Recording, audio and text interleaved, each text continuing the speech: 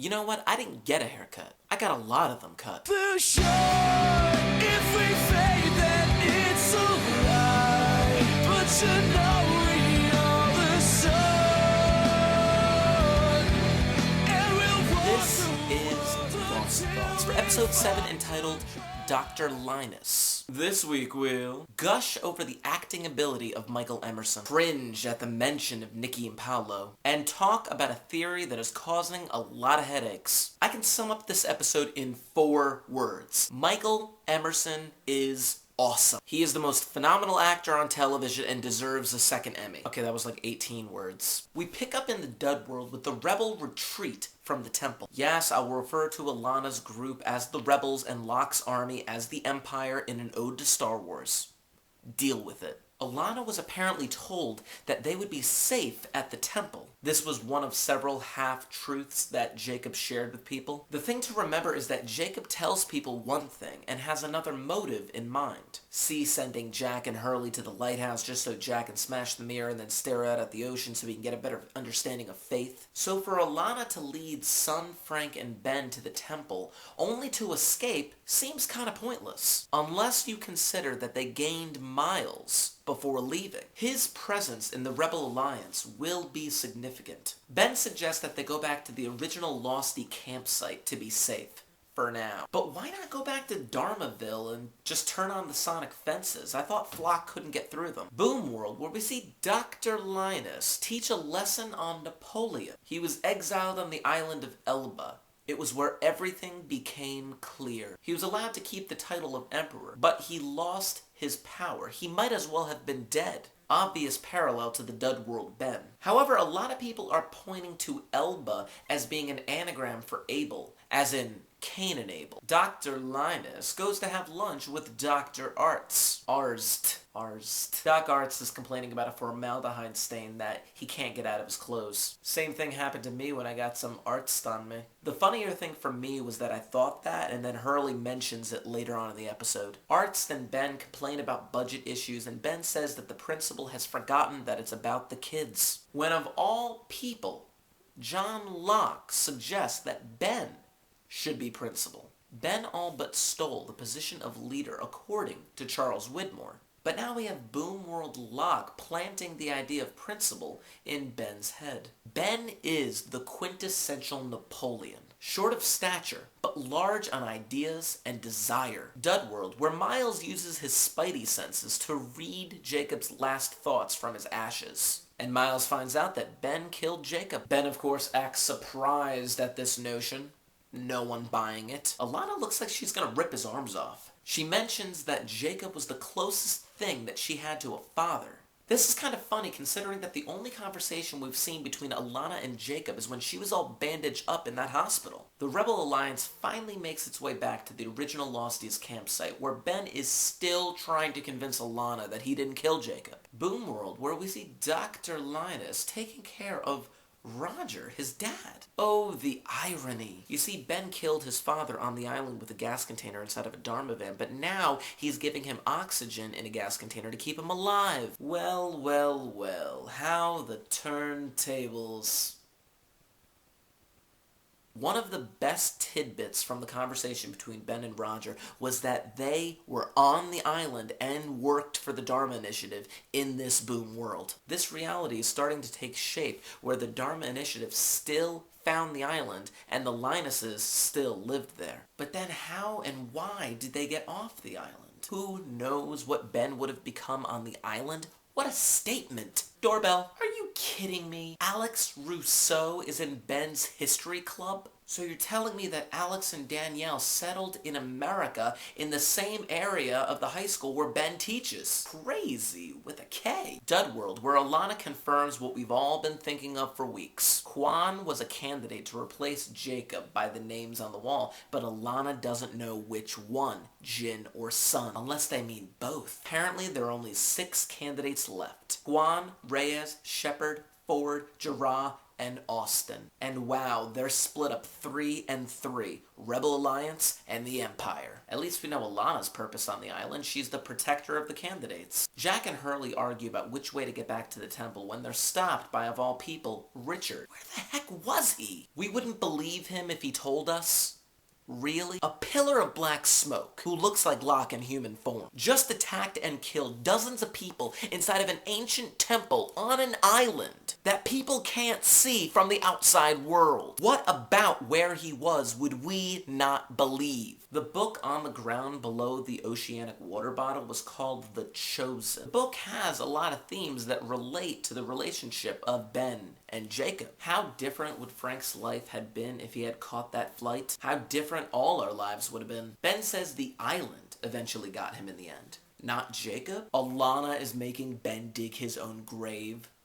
Wow. Boom World, where we find Ben and Alex studying some history. Ben doesn't worry about her future. But what about her alternative past? Alex mentions that the principal is a pervert and the wheels start to turn in the mind of Dr. Linus. Apparently, Principal Reynolds was doing the nurse. You know, Reynolds was a name on the cave wall. Dud World, where Ben is now willing to pay Miles the $3.2 million that he asked him for. But Miles has to bring up Nikki and Paolo, who were buried in $8 million of diamonds. We went 3 seasons without a mention of Nikki and Paolo, and now this. Miles tells us that Jacob was hoping up until the second the knife went through his heart that he was wrong about Ben, so he was resigned to his fate, but still hoped it wouldn't turn out like that. Definitely sounds like a parallel between Jacob and Jesus. How is it that you don't age? Is this a Terminator thing?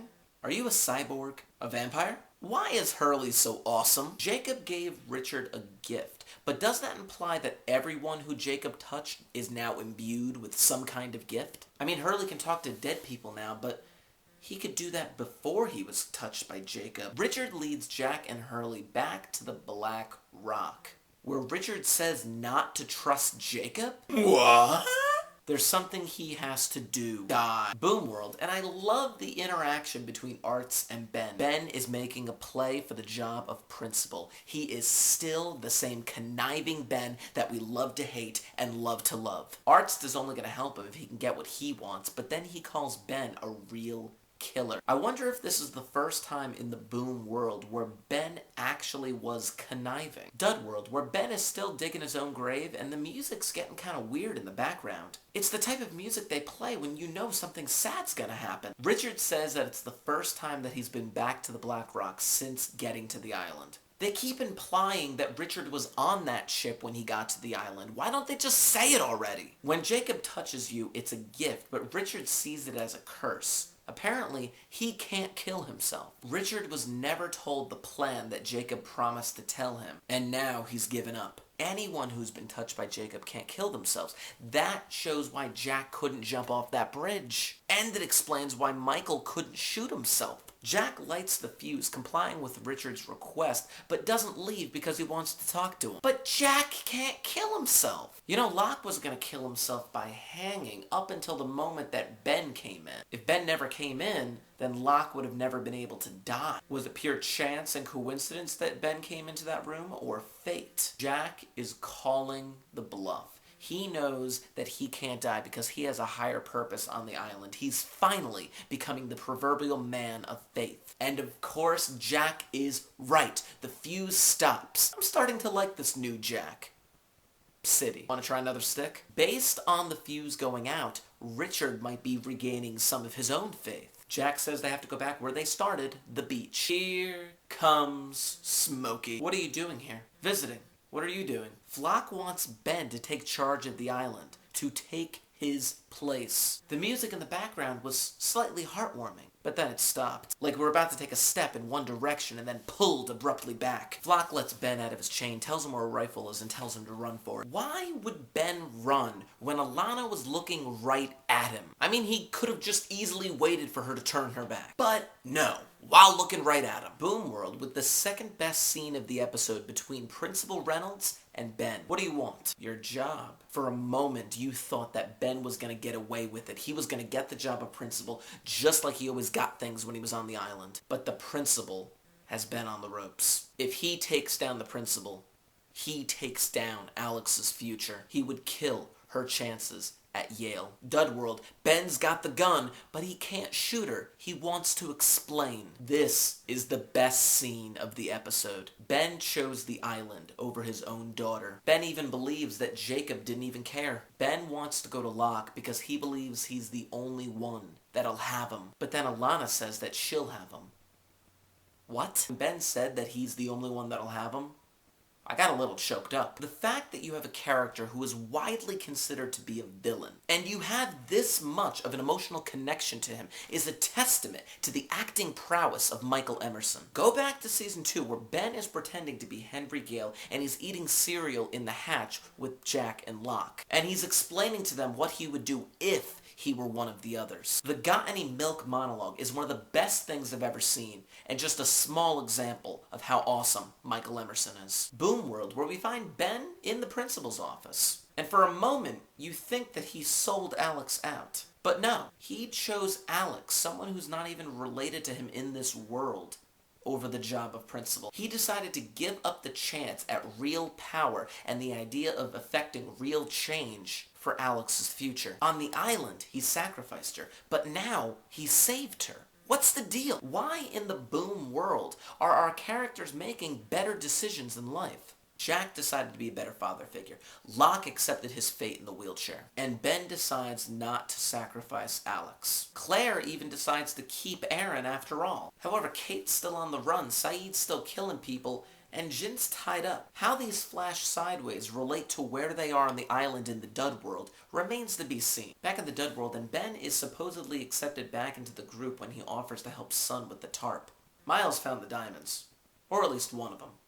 Which is awesome. And Jack and Hurley show up to the camp with Richard. The scene of them showing up and everyone greeting one another, including Sun being so happy to see them since the crash of his year 316, this whole scene was very reminiscent of Season 2 when the Tailies met the Losties. Did you see Ben in the background? He looks like a little boy who's just been told he can't play. I really feel sad for him. And out of nowhere, a periscope. Charles Whitmore is coming to the island.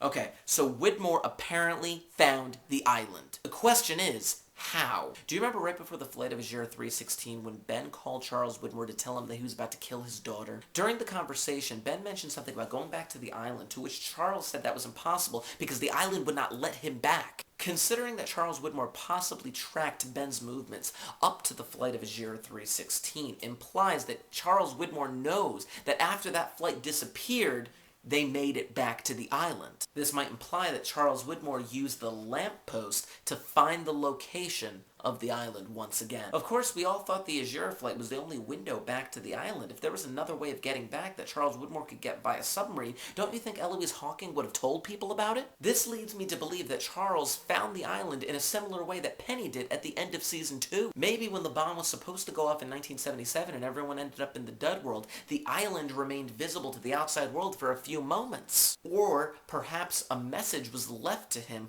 by Jacob with directions to the island. And this is how Jacob knew someone was coming to the island and Hurley had to help them. Once again, more questions and theories than answers. Massage broad cheater. Sorry, my spell check is broken. Some thoughts are running around the message boards about the idea of Jacob putting out the fuse on the stick of dynamite. Now, Jacob is technically dead and only visible to Hurley, apparently. Yet he still had the power to influence a lit fuse to go out. Was it Jacob or some of his residual power that's still alive on the island? Or was the force that put out the lit fuse a third party that we have not been introduced to yet? Many people refer to the island itself as being a character, so maybe the island has a life force of its own separate from that of Jacob and the Man in Black. Being the last season of Lost, a lot of people on the boards are putting together questions that they think will never be answered. This leads me to a partial question of the week. In the comments below, post a question that you want to be answered. And everyone else, once you read this question, you post what you think the answer is. Finally, I've been getting a lot of messages and reading a lot of posts about this theory on the alternative timeline. A lot of people are looking at this boom world as the alternative timeline to what would happen after the bomb went off in 1977. This is a world where the island is underwater and Oceanic Flight 815 landed safely in Los Angeles. But what if the alternative Flash Sideways timeline that we're watching right now is the actual timeline? What if the first 5 seasons of Lost that we have been watching is the alternative timeline? We've all got it backwards. The first 5 seasons of Lost were ones that Jacob had influence over, and now on the island in the dud world, we're eventually heading to a point where Jacob's influence on the past will have been erased. Thus, the boom world will eventually be the true timeline of Lost. How this is all going to work out in the end, no one really knows. Next week's episode is entitled Recon. Apparently it might be a Sawyer episode.